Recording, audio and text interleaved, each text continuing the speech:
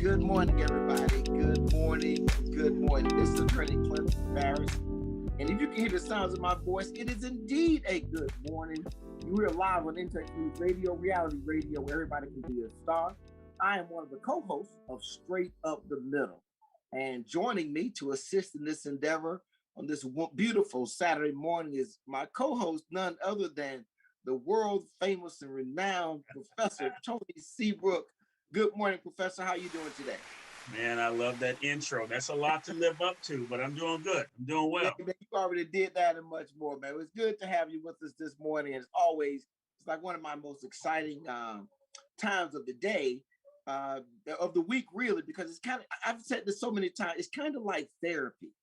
You know, we get to dive ourselves into this deep pool of discussion and thought and cleanse ourselves of all that we've been infected with over the week and get ready to start all over again next week. So I really do look forward to our time together this morning, Professor. And I want to take a moment, you know, it's Women's History Month. Yeah. I never really caught that Women's History Month always follow Black History Month because, you know, in the Black history, there are so many women that oftentimes go unrecognized. And so to have a Women's History Month here, I was thinking about who did I want to celebrate? You know, we've been doing some stuff on my Facebook page, and I was saying that I wanted to point out for this morning, for Women's History, I wanted to challenge everybody to look no further than right there in your own home at your wives and mothers. I think as men sometimes we get so consumed with some of the things that the world demands of us, we overlook the greatness that is right in front of us. And no, my wife is not standing next to me with a gun in my head, threatening me. I just think that women have done some incredible things over the years that should be recognized. And I'd like to point out my mom. She brought us to Tampa for better education and lives. And so far, it's turned out okay. So I wanted to wish all the women a happy Women's History Month this morning, Professor. Oh, that's great. And yeah, so then I can't say, I'd have to say my mom as well. Well, I certainly agree. I was trying to hold back the joke. Well, that's according to who you're talking to, because really, you know, in this gender neutral world, how dare you single out your mother? And then what's the definition of a mother? But I'm not going to go there and just minimize what you've done. So I certainly agree, but my conservative roots just keeps me from having that thought. Yes. Listen, I never want us to get confused with the kooks in the corner. And in all groups, there's a kook in the corner. And let me frame it. Let me put the context for you, Professor. At every family reunion, there's a weird uncle off somewhere chasing butterflies or eating grasshoppers or talking to himself. Or there's some crazy person in the family. Right. They are family. And everybody, they're welcome. They're going to get to be there. Somebody's going to take them a plate. And everybody's going to say, well, that's just, that's Uncle Rufus. Y'all know how he is. But he doesn't get put out the family because he is a little weird. That's like our political kooks in the corner. Okay. They're kooks. So they get to be there. So those kooks you hear about that believe that the world should be gender neutral and there should be no women or men, don't confuse those with the majority. They just off in a corner somewhere. And that is comforting. While that is comforting, you guys need to make sure Uncle Tim or whoever is just, muted. Put him in the closet. Make sure he can't talk because there are a lot of kooks on your side of the house, man. I just hear too much. Hey, listen, at least we keep our kooks from the Capitol, all right? Touche. With that being said, man, listen, we got stuff moving in the right direction, looks like. Virus is stabilizing, vaccines are going out. But what got me, I was surprised to see a couple of Republican states, I think Texas, Mississippi, and some more by now, drop their mask mandates. I thought that was quite interesting. What do you think? We opening up too early? Or what do you think about these mask mandates being dropped at this point in time? Well, I think it's part of the political agenda. I don't think anything done now. It's just been my stance ever since the elections that more than I thought was political. And there are some things that you would think would be bipartisan and just heartfelt common sense. But Texas coming forward and dropping it and big to do about them doing it. Um, First of all, I was thinking, who else had it? I know Florida wasn't a state that had a mandate, but the big to do about it, and I'm hearing people saying that, oh, Governor Abbott is pretty much doesn't care. No, someone is saying that he's doing that to kill all black people. I've just seen so many different comments on social media. And what I think he's trying to do is just try to drive towards some sense of normalcy. If those numbers are true, that COVID numbers are coming down. We know that now 20% of the population is vaccinated. Depending on what party you're in. Yeah, I thought it was 10%. I thought we only had 10% vaccinated. Well, there was 14% that I thought that received I thought it was 14% that received the vaccinations by now, and then there was already 6% that either already had it and already, whatever the numbers are. Let's even say it's 10%. I don't think it's 10 because they said that we're now approaching what one would call the herd immunity, which means enough people been vaccinated that the virus is not spreading through the population as it once was. Now, again, it depends on what science you're listening to, and that's just become politicized. Listen to the science, but who knows what that is. But Texas lifting the mandate, I think it's good, but I just think it's about headlines now. What do Republicans need to do to try to look like they are actually doing something in this Democratic administration? And that's pretty much how I see it. That is interesting. I didn't think that they want to look like they're being active from a political standpoint. I hope. Well, now I thought it was probably mostly economically driven. That if you drop the mandate, people will feel comfortable doing more. Now, and I think that the difference is between a mask mandate and wearing a mask. Those are different things. The mask mandate is kind of where the government says, if you don't wear the mask, you can't do whatever it is they say goes along with not wearing the mask, or that if you're on government property of some sort, you got to wear a mask, because the mask mandate has nothing to do with private property. It has nothing to do with Costco, and then has nothing to do with, Disney World or any place you might go, the grocery store that's privately owned. They make their own rules, like you make in your own household. So my thought was, wow, if if there's a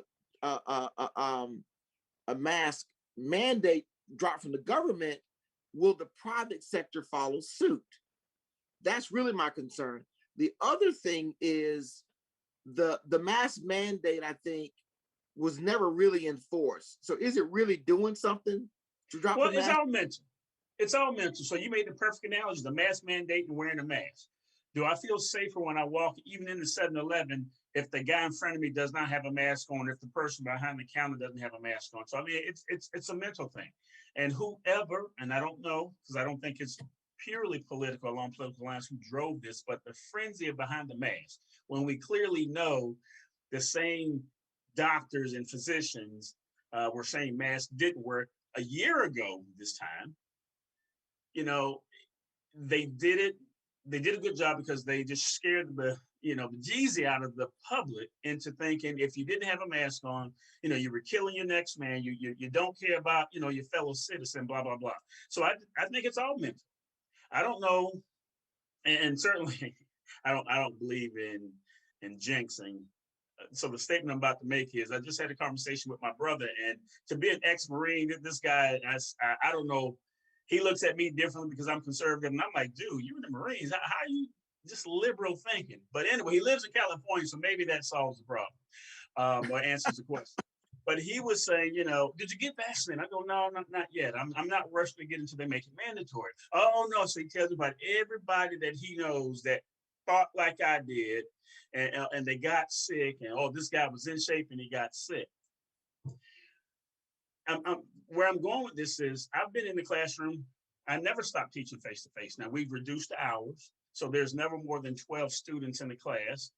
So I make the 13th person in the class, and we've had those spaces, and we wear masks. But at some point, sometimes when my glasses fall, you have to bring it down to type on the keyboard or whatever it is, and students have to do the same thing. So it's never been 100%. We know that it's not 100% protection. since I've been in the classroom the whole time, I'm having a hard time buying, that the mask mandate had to be actually mandated. I think they could have approached this differently. Let business owners run. If there's a sign on my door to come in this business, you need to wear a mask. Now you can't have a police officer at every business, but at least it should have been approached that way. But to come down so heavy-handed, and now we're just so fragmented on how we think and what we think about masks. So there's a group, I see people running all the time without masks. And I have a mask on, and what my mindset is, and I'm like, man, is that guy crazy? And then I have to catch myself. Well, that's he's the one that'll get sick, not me. But it depends on where you align mentally, what your thought processes are. Most people tell me Republicans, they don't wear masks. Democrats wear masks. And I'm like, how are you telling me that? But it's true, along the lines. Who's going to run into a store without a mask on? Sometimes, it is that cool looking riot, Capitol rioting looking type of person. It is that person that runs past me. They don't care. But, I don't know. I know I'm being tangential here, but this whole mask thing has just been crazy. I wish it's over, but part of me thinks I'm going to always have my mask in my pocket because I just don't know. I thought that the politicization of the mask is kind of diminishing. That's one. I won't do any business anywhere where the employees don't wear masks because I don't expect them to run everybody out the store that walks in without a mask. Mm-hmm. It's proven that's way too confrontational, and professional. I think there have been a few people that have gotten in altered case, people gotten killed over mask situations. So I don't expect employees, throwing somebody out because they won't wear a mask. I understand that. I get them trying to keeping signage up, but if I go in a place or anywhere and I don't see the employees wearing masks, I just turn around and walk out. I don't, no big deal. I'm just not going to put myself in that environment. Now, that's economic. And so to a company or business, the economics of mask wear are pretty cut and dry. My office, we are still closed to outsiders. And we're working on the process of getting people inside the office vaccinated. And if you're at your desk, you don't have to wear a mask. But if you move around, you get up to go out your office, and everybody has their own office. You have to put on a mask. But it feels like to me the political dynamic of the mask, not mask wearing seems to be fading. And I don't want to say I guess it's this way, with the fading of Donald Trump. That seems less polarizing and political. Just like I said, I don't even say that there was a time I might say to the people in the business, I want to see a manager. Why are you guys wearing masks? And now I just walk out the door and go to the next business that does whatever they do. And hey, listen, I have to be honest. I did call Subway's hotline or whatever to report a story. Then this was early on, but what bothered me was not only was her mask below her nose, she was sniffling. It looked like she had been crying.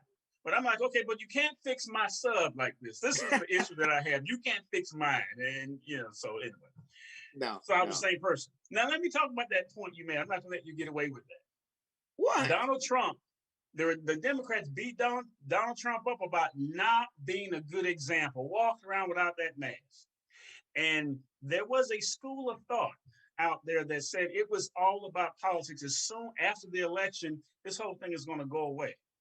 So a couple of things that we've already talked about. One, the numbers are being stabilized. That number is coming down. We're talking about herd immunity, and we're talking about COVID stabilizing. That's real convenient because it's only been, a month or two after the actual, less than 2 months after the election. And what people thought when they were beating up Donald Trump about this mask and should we have a mask mandate and blah, blah, blah, he's not setting the right example for the country. Less than 2 months after the election, mask mandates going away, herd immunity being talked about. It seems like that school of thought was right. It was all political anyway. So Donald Trump was actually right. Talk about letting me get away with stuff. I'm not letting you get away with that. Let me back up. All right, so we're nowhere near herd immunity. We're not even close. If you use the actual reported numbers. I think what you're saying is there's suspicion that the reported numbers are about somewhere around 25% of the real numbers. And if you extrapolate that, that may get you to what you think is uh, the herd immunity piece. I don't think, I think we're still a long way away from getting to the herd immunity just yet. If just accepting the numbers that are presented now, as it relates to Donald Trump, here's his problem was not only did he not wear a mask, he told me, hey, it doesn't really matter if you wear a mask, don't wear a mask. I'm not getting involved. Mask, I don't see myself doing it. You know, and the posture of our administration completely different. Now, I think there are moments where I've seen Joe Biden not wear a mask or move his mask or touch his mask or some of that kind of stuff. And I understand, you know, people are human. You're not going to be on it 100%. But the general example of being social, being health responsible to other people, I think still is what we're talking about. The example piece was, and I think we gotten that earlier.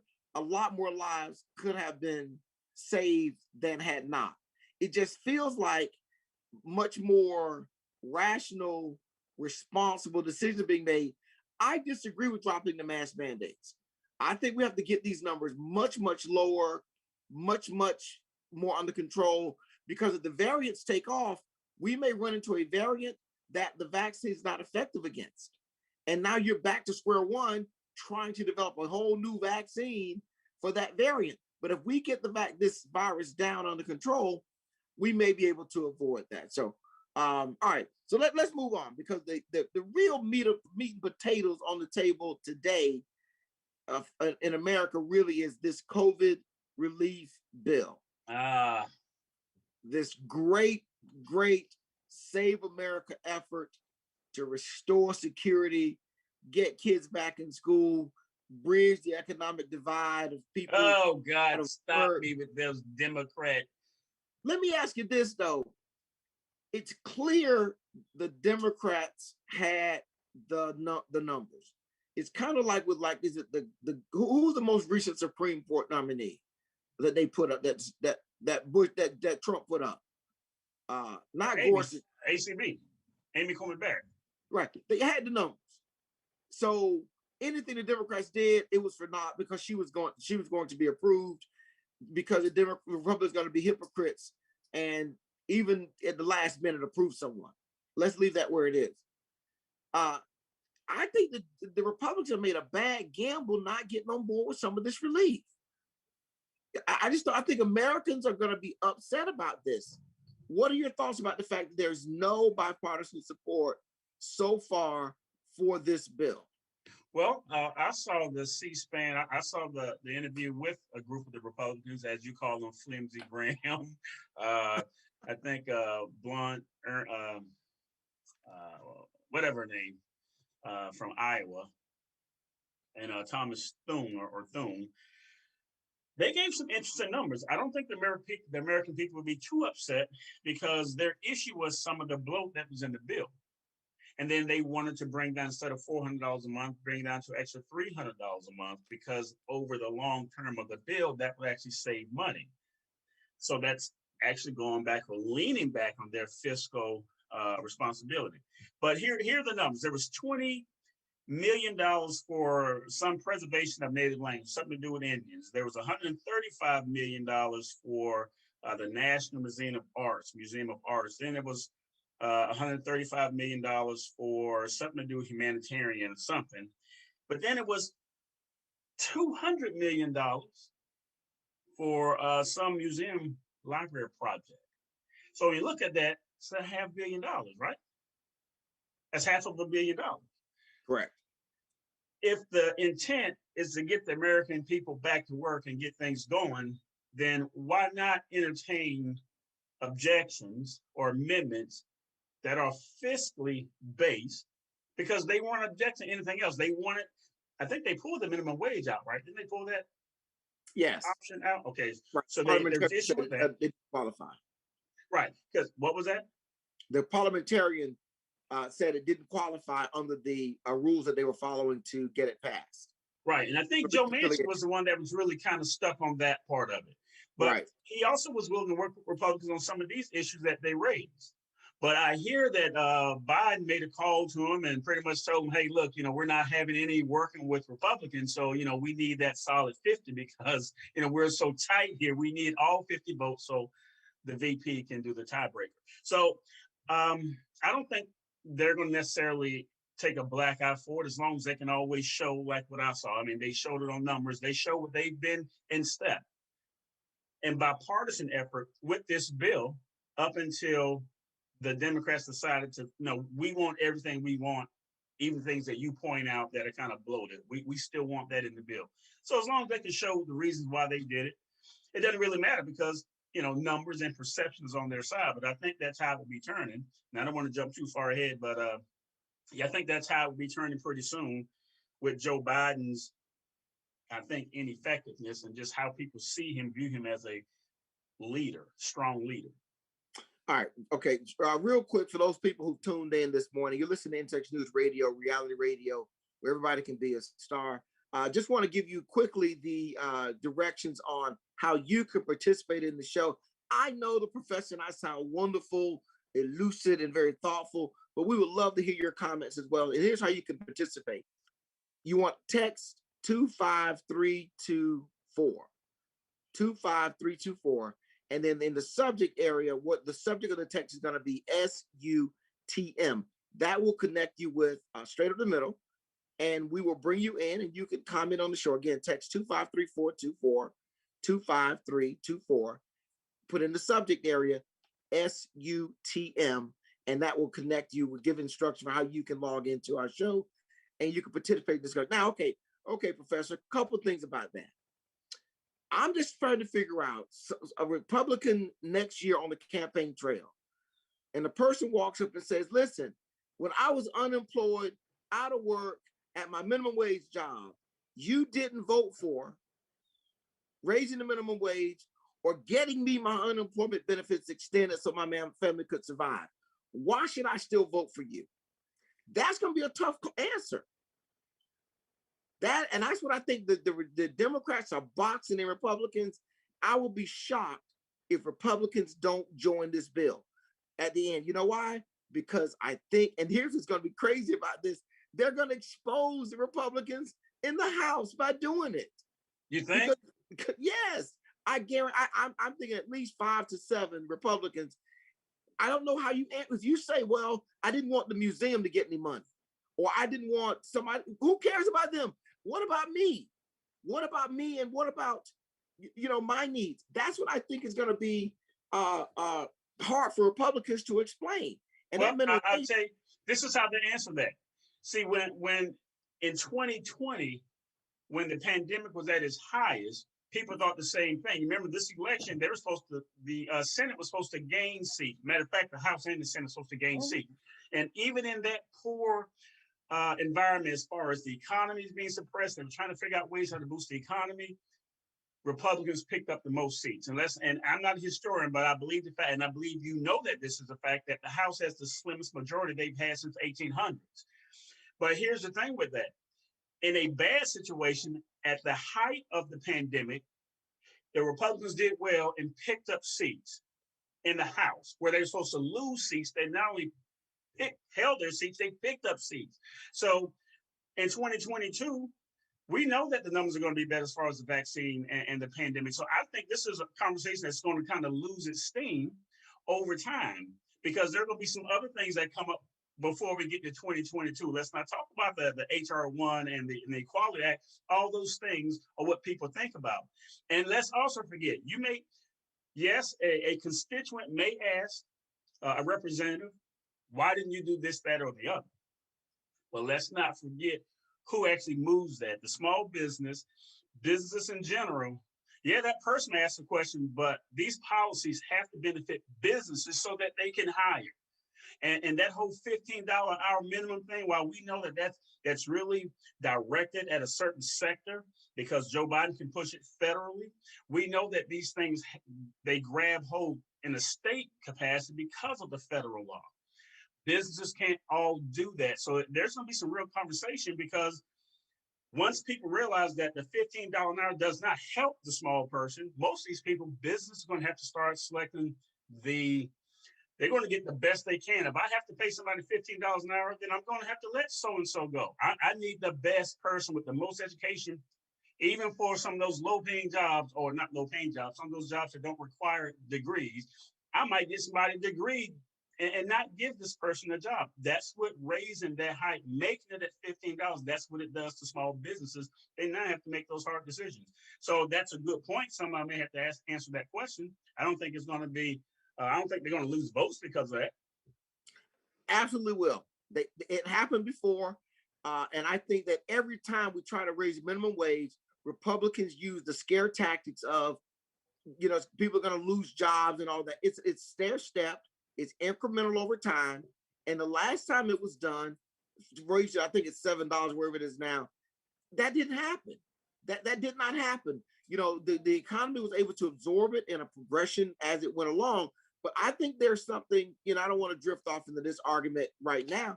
I think there's something fundamentally wrong, Professor, with the idea I can have a full-time job at minimum wage and be below the poverty line. I think something's wrong in our structure of our society if we're agreeable to that being how we look at workers. And if the Republicans want to be the party of workers, you got to have a counter argument. I get you saying, oh, they won't remember that. But if I'm some person sitting there, you didn't want to give me more money. See, here's the problem you get is the Democrats join the Republicans. See, when the Republicans had power, the Democrats could be bipartisan and join with you for the American people, for what was right and what was good. But the hatred and the desire to oppose Democrats is so profound, Republicans can't find it in themselves, even when it's clear there's something on the table that benefits everybody. Well, I'm old enough to remember when the Democrats. I'm old enough to remember when the Democrats did that to Trump. They were held. They're not going to do anything that's going to possibly make his Congress or his people in power. They're not going to join on board. You're right. Watch me now. You are absolutely right. The goal was to keep the damage that Trump could do to a minimum. But that did not extend to the American people. And that's where they got I think they've trapped the Republicans on this one. I think it's genius. I mean, I just don't know how you go out and say, I'm for the workers. I didn't vote to give you a stimulus package. I didn't vote to raise your wages. I didn't vote to extend your unemployment benefits. What the hell did you do then? Well, here's the thing. That's a good wish, but we know that didn't happen in this last election. Let's not forget, we picked up seats. And state houses, we didn't do bad either. So this whole thing. But think about this. But you could run on saying, we're trying to help you. We're trying to get stuff. We've passed 2 other bills. So you could say, you could go out, you didn't have to face this argument. I'm just thinking it's an interesting trap that I think Republicans are gonna have to try and navigate their way around. I mean, it's almost like I went to Washington and gave them a strategy, and they've now ensnared Republicans in this thing. I think the way out, though, is to have Republicans, some of them join in and vote for this thing. We'll see how that turns out. But we're going to do this real, Professor. We got to take a break, and we'll come back on the other side and pick up and talk about, one, where's Kamala? I mean, where is she? Yeah. And what's happening with the economy? Let's take a quick break. We're going to pay some bills. You're listening to In Touch News Radio, reality radio where everybody can be a star. We'll be right back.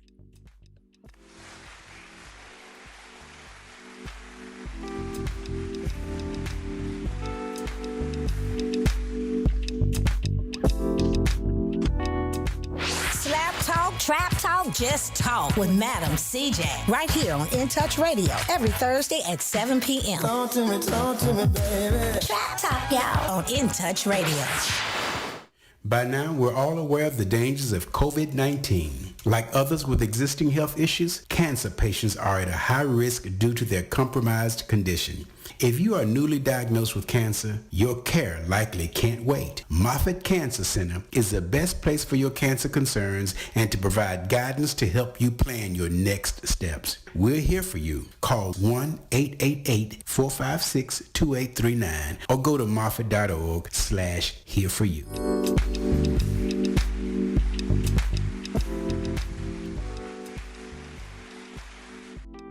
We're back live on Infectious News Radio, reality radio, where everybody can be a star. Again, my name is Clinton Paris.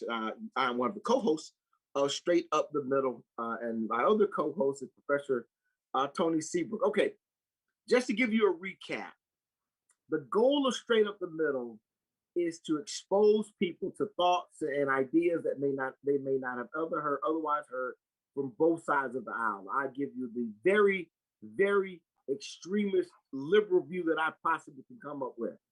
And then the professor counters with it's something conservative thought-wise that he would like to put on the table. And in the end, we hopefully give you some information that you can use in what it is that you're trying to achieve in your life. So, Professor, I'm going to deviate. I know we agreed on the topics for today, but I got to go back to something that we've not talked about. We primed it last week.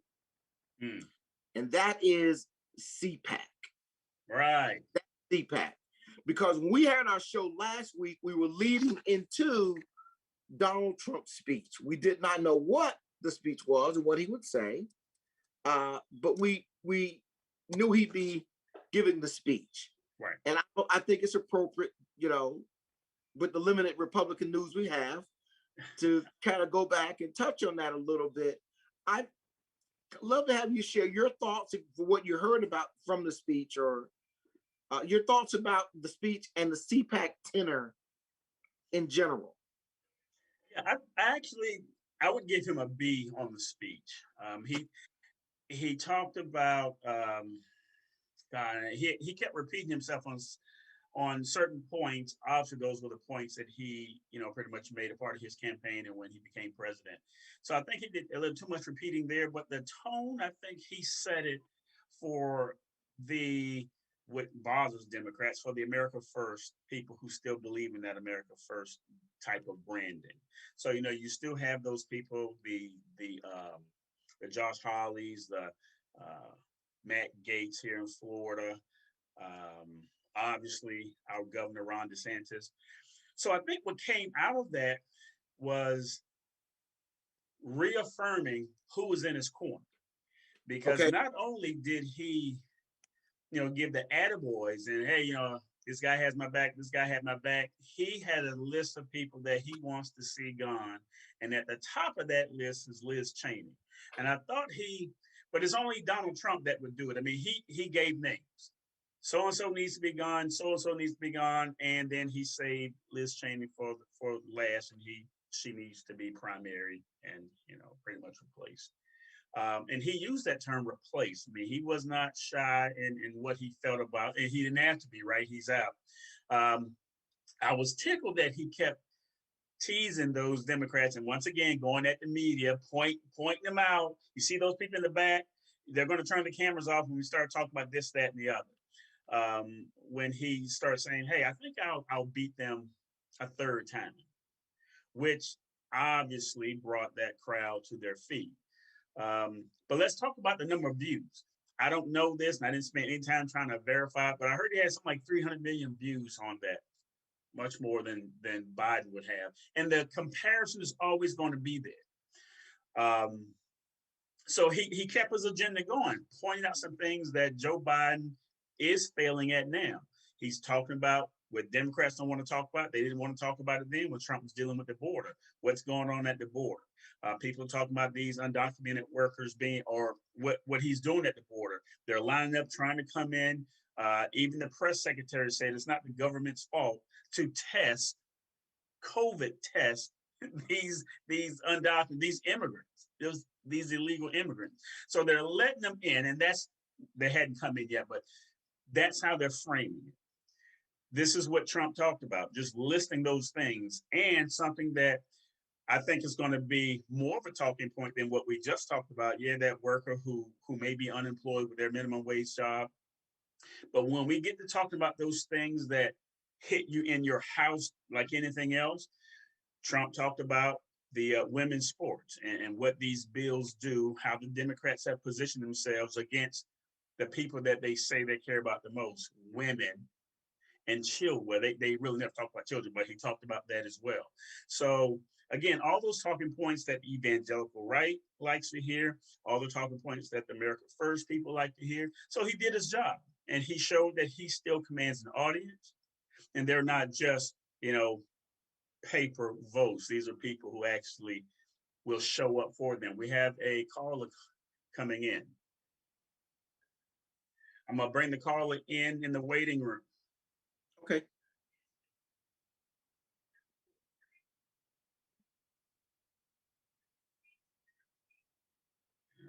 Let's see who's there.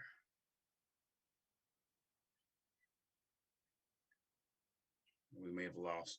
Oh, there's. Matter of fact, he's in now. He's coming on. So while he's bringing up his mic, so I think Trump did his job. I mean, he said, "Hey, look, I'm in the background," and Ron DeSantis took off from that and pretty much said what he's going to do. Because the reason why we're not hearing much from the Republicans and certainly those Trumpers is because of the censoring. The taking down posts. You violated the community guidelines, so that they are censoring that conservative voice at every turn that they can without somehow being legally challenged. So is the caller, are you there? He's not on his mic yet. Let's see. So we can't, if you're there, we can't hear you. I see your icon popped up, but I can't hear you. So check your mic. Okay, well, we're getting the caller in. Unmute your mic, caller. Appreciate you joining. Caller, what's your name and where you calling from?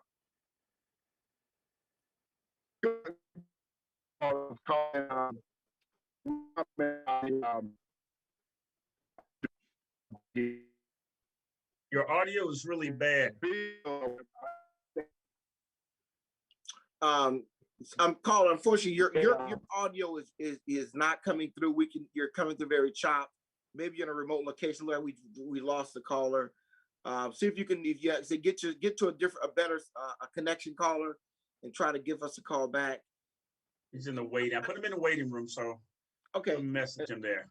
Okay, great. So as I'm thinking about Donald Trump, so that B grade is a B grade against Donald Trump. A B grade for the content. Now I give him an A for morale. But for content, I give him a B. I tell you, just his presence I thought was a major step backwards.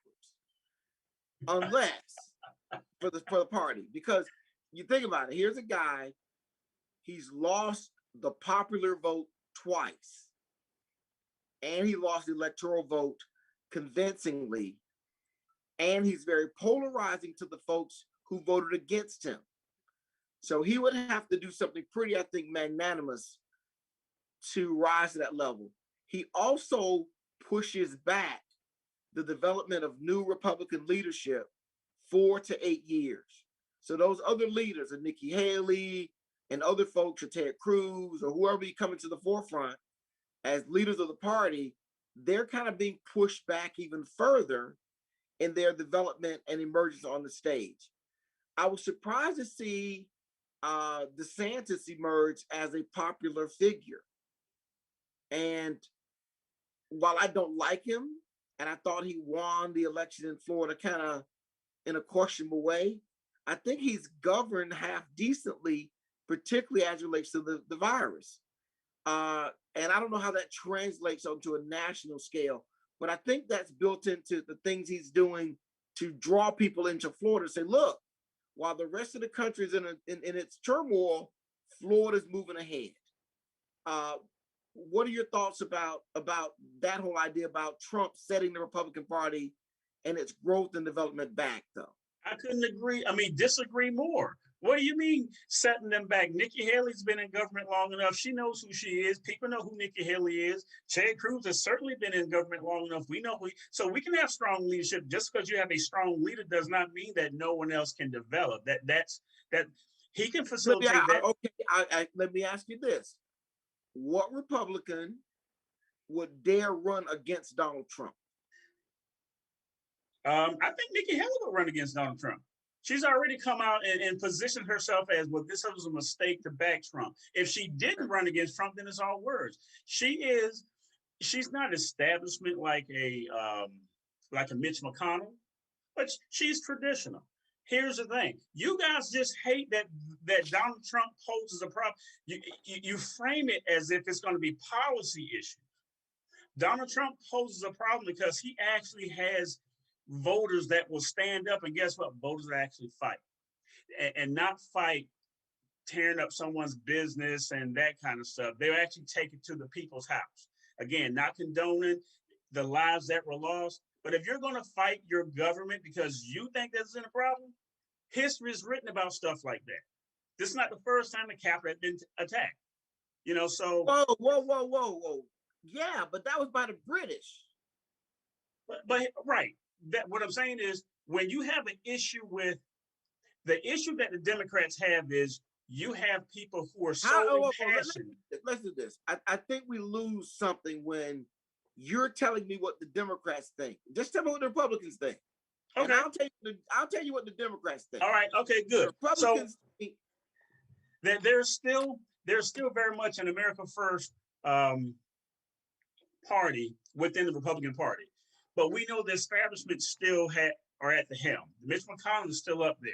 But Mitch, the same position Nancy Pelosi was in with the AOCs and when that crew came in, Mitch has to now deal with the Gates and the Josh Hawleys. And Ted Cruz is just that he has the presence and the respect and the knowledge to give these new voices, these American voices, and even Marjorie Greene. I'm not saying anything about her politics because I don't know her that way, but she is still someone, just by putting that sign up across two genders, she is definitely someone that would just turn over the apple cart and just, hey, look, I'm just here to disrupt things.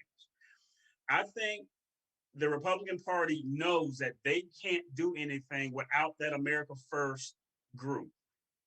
They won't win anything without that Donald Trump segment. No matter how you guys want to frame it, him being polarizing, his bad tweets, blah, blah, blah. Donald Trump, I said it before he left, Donald Trump is going to be the only president that took his base with him. And Mitch and the establishment Republicans knows that they have to figure out a way to bring them on board. Okay, so I agree with all of that. I absolutely agree that the base went with him. And that's why so many Republicans have to compromise, I think, their value structure to align themselves with him, because he demands, and more recently, I think Nikki Haley is back on the Donald Trump trail of his greatness and wonderfulness. And even after he wouldn't let her come down and wouldn't speak to her at Mar-a-Lago, she's back on it because of that reason. But I think that somehow is not good, because I think it still fractured the Republican Party.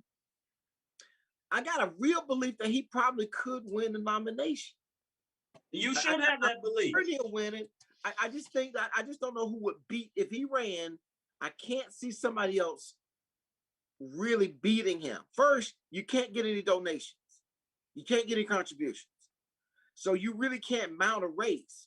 And by him simply saying he might run in 2024, he shut down almost everybody's presidential exploratory. They're done. They can't. He needs a running mate. There's always a number 2 position. Yeah, even Pence. I think almost got Pence killed. No, nobody's talking about Pence. Pence is done. Done. Now, why is Pence done? Tell me. Because Pence is the nice guy. Don't get me wrong. I love Pence because everything that we got as far as executive actions for the faith community, evangelicals, that was Pence. That had little to do with Trump. That was Pence. But Pence is not the personality that will, and people see Pence as weak. Donald Trump did a well enough job in expecting Pence to do something to help his efforts. there is a sincere, as much as big tech and the Democrats want to censor our thought and change our thought about a rigged election, there is a sincere thought that it's still there. The reason why you don't hear it because social media is taking it down. You can't post that anymore. So it's not that it's gone away. So that's why Ron DeSantis set it up that way in Florida. He's enacting the most aggressive action against big tech and anybody who censors individuals. So that's why I think there's always going to be a number 2 position. So there, Kevin McCarthy, whoever it is. I think DeSantis translates well. His problem is regional. He's from Florida, and now Trump's from Florida. I think he translates well. He's generational. He's a new generation, so that's an exciting, thing to a lot of people. Like he's very pragmatic. I think that's a losing ticket, though. He's not on that stage long. He's not been in that, or he's not been governor. He's only been governor one term. He didn't win by condensing numbers either. So he needs to stay put and grow his numbers and his base a little more before he gets there. I think Trump will do well to pull somebody that's already in Washington. Really? Well, that's going to be difficult because then you get claimed with being an establishment person. Or some of these people have gone, I think they went too far in their effusive praise and promotion of Donald Trump. But that was in my thoughts about CPAC, and I thought it would not be responsible of us if we didn't talk about it, since I don't know what else you guys have coming up to get some attention. So I figured, why not now? We'll say you don't know? Well, I mentioned it too. I mentioned already too now. This HR 1 bill that's supposed to be good, that bakes in ballot harvesting. And so how does it do that? It stops you from purging voter rolls when you know that there are people that should be on that roll. It keeps paper ballots in place. But let me say this though. It doesn't bother you that the majority of all those things disproportionately affects African Americans and minorities? That would bother me that would bother me if someone showed me the numbers and I could trust the data source. Remember, you talk to someone who, when I have things that I print off that I can somehow look and see where stuff come from. I very rarely I can't dispute you. Some things you say I can't dispute, I don't know. But if you show me that this is 20% of African Americans are always purged, I got a problem with that.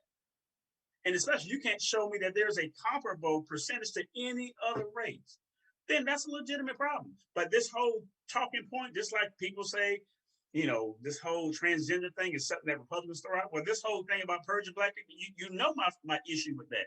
My issues always wag when Democrats show up and they got to help Black people because that's the only demographic that can't access stuff online. We can't figure out what the coronavirus is now, according to Joe Biden.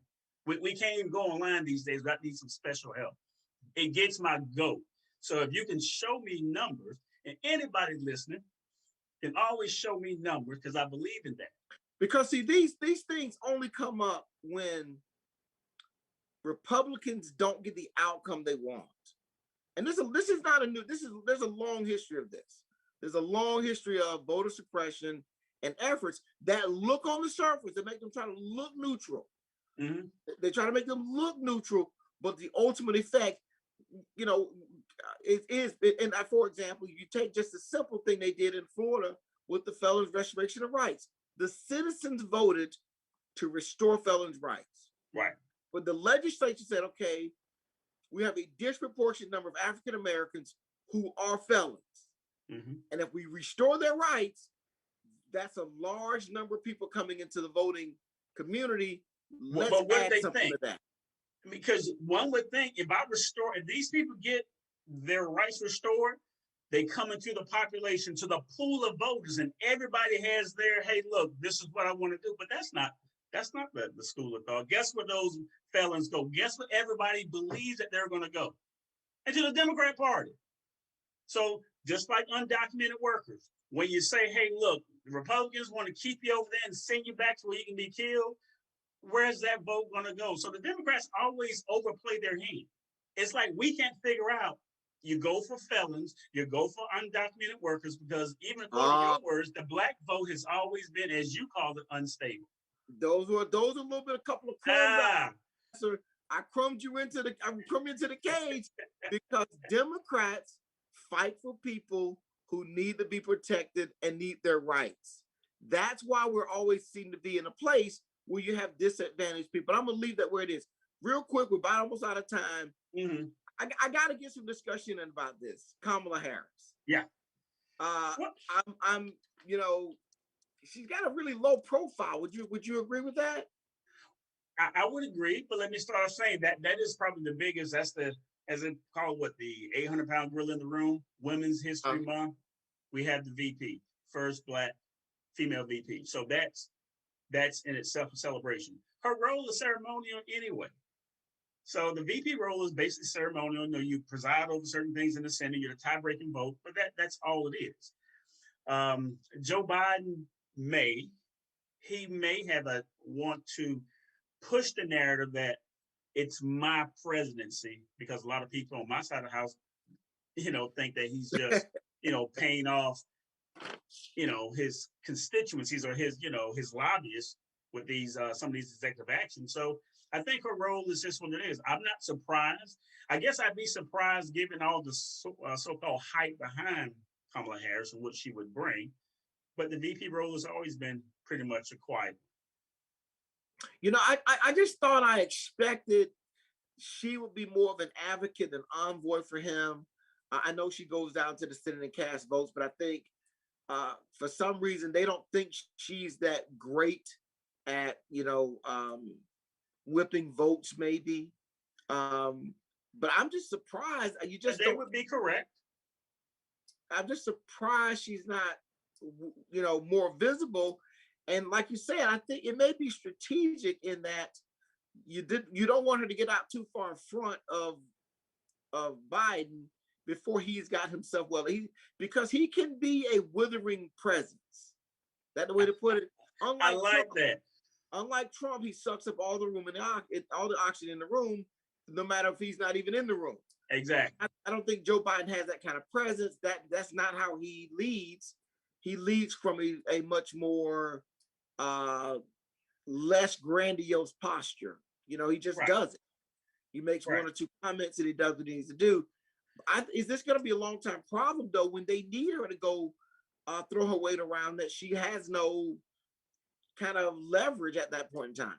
Well, I didn't take that bait that you set up, and I think you set it up with, is Kamala Harris invisible? Yeah. I'm not taking that because they don't want a Black woman out there. No, I'm not going there. That's an obvious one. Here's the thing that Joe Biden. You get better. Here's the thing with Joe Biden. Joe Biden looks frail. Joe Biden tries to put this hard, like I'm the guy. I made this determination. But when you hear things about, should I take questions? Do you guys want me to take questions? When you hear that in a feed and Joe Biden does not take questions, somebody's telling Joe what to do. How many times have you heard Donald Trump ask, should I take this question? He's going to answer it wrong every time, but he's going to take the question. Nobody's going to tell Joe. Nobody's going to tell Donald Trump what to do. Very much to a fault. But I think the obvious thing is that Kamala Harris is just waiting her time out because Joe doesn't look like, he looks out of it a lot of times. You can't even blame it on COVID. You keep saying this, okay, granted, he may have stumbled a word here or there, but I thought Wait a minute, you're minimizing. May have. Every outing Joe stumbles a word. What are you talking about? May have. But look, we didn't say that when Donald Trump repeatedly made up words like confetti and stuff. But I'm just saying though, he went on and we go, okay, great. That's kind of crazy. We'll let we'll leave that alone. Donald Trump's thing wasn't related to his physical. You could just attribute that to what he knows, maybe his intelligence. That's always open for debate with Donald Trump. With Joe Biden, it's almost attributed to, is this dude really there? Like, is he really gonna make it? He does not have a commanding presence physically. Donald Trump, like you said, is always going to be a target, even when he's not there. He has a presence. Joe Biden is barely physically, commanding anything when he's there. Well, I disagree, but we'll let that be what it is because we are out of time. Professor, the studio has given the wrap signal. Closing comments for the day, things you want to leave our listeners to consider over the week. Yeah. In case you didn't notice, I'm wearing a Black Lives Matter shirt. Nobody can see what you're wearing, Professor. Okay, you can't see what I'm wearing. Let me come up. No, we can't see it. You can't see it. Well, I'm going to tell you, it's every Black Life Matters. So if you go to everyblm.org, you'll see the real movement. I'm not backing the BLM. You know my issue with them. They are just wolves in sheep's clothing. But this organization, you'll see what it really does. Outstanding. Well, listen, Professor, I would just give you a hard time. Yeah, we can see your shirt, and that is great that you're pointing that out. I think all of this stuff, whatever it is, wherever your oars in the water moves us forward. And that I just encourage everybody. I don't care how much you think people disagree with you or people are on or not on your side. Push for what you believe in.